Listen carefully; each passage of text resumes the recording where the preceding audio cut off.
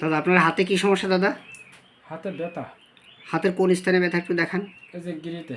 গিরের ভিতরে না? হ্যাঁ, গিরে এই জায়গাটা ব্যথা। আমাদের গ্যাংলিয়ন সিস্ট বন্ধুরা আমার দাদার এখানে হয়েছে। আমার দাদার এটা ফুলে যায়, এটা যখন ফুলে পড়ে তখন অনেক ব্যথা করে। এবং কখন কখন দাদা বেশি এই ব্যথাটা বেশি ব্যথা কখন হয়? ব্যথা তো প্রায় দেখি ব্যথা। প্রায় ব্যথা হয়, অনেক কষ্ট হয়। অনেক কষ্ট হয়। বৌদি ব্যথাতে অনেক কষ্ট পায় দাদা? অনেক তো খালি অনেক ব্যথা না? অনেক ব্যথা করে। আচ্ছা, তো বৌদি পাশে আছে, বৌদিকে দেখাচ্ছি না। তো আসলে আমার দাদা ভাইয়ের এখানে ব্যথা পেয়েছেন কিভাবে দাদা বললেন, কি করতে যে ব্যথা পেয়েছিলেন? গরু একত্রে যে ব্যথা হয়েছে। গরুর কোনো দড়ি টড়ি ধরলে টান লাগছিল তাই তো? তো আমাদের এটা তরুণ কেস বন্ধুরা, এটা ক্রনিক কেস নয়। আর এটা কতদিন হয়েছে দাদা, কয় মাস? ওই 1-1.5 মাস। 1-1.5 মাস হয়েছে বন্ধুরা। এটা ক্রনিক কেস নয়, এটা তরুণ কেস।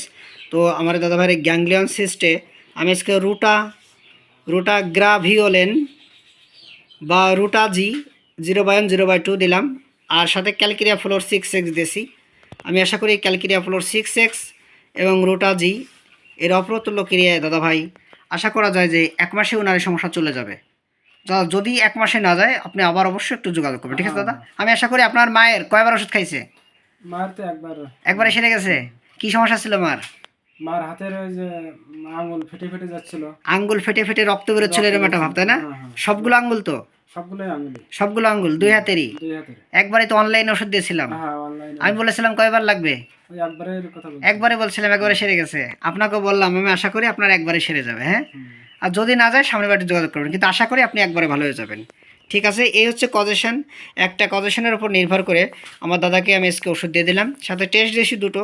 করা লাগবে না, কিন্তু যদি একান্ত না সারে সেক্ষেত্রে আমাদের পরীক্ষা করতে হবে, কারণ এর ভিতরে টেন্ডন থাকে। হ্যাঁ, টেন্ডন থাকে এবং অনেকগুলো বোন আছে এখানে আমাদের। এই বোনে কোনো সমস্যা হলো কিনা এর জন্য আমি এমআরআই দিয়েছি এবং আমি একটা এক্সরে দিয়েছি যে এখানে কোনো ভিতরে কোনো টেন্ডন ছিঁড়ে গেল কিনা, বা টেন্ডনে কোনো চোট লাগলো কিনা, বা মাসেলে কোনো বড় ধরনের চাপ লাগলো কিনা। হ্যাঁ, এর কারণে কিন্তু আমি ধারণা করছি এটা গ্যাংলিয়ন সিস্ট হয়েছে, যার কারণে এটা ফুলে পড়ে, মাঝে মাঝে অত্যাধিক ব্যথা করে। এখনও আপনি ব্যথা করছে। দেখি ওই হাতটা দাদা, দেখি ওই হাতটা দেখি। হ্যাঁ, ওই হাত আর এই হাত, এই একটু চিকন, আর এটা একটু মোটা তাই না দাদা? একটু মোটা, স্বাভাবিকভাবে একটু মোটা।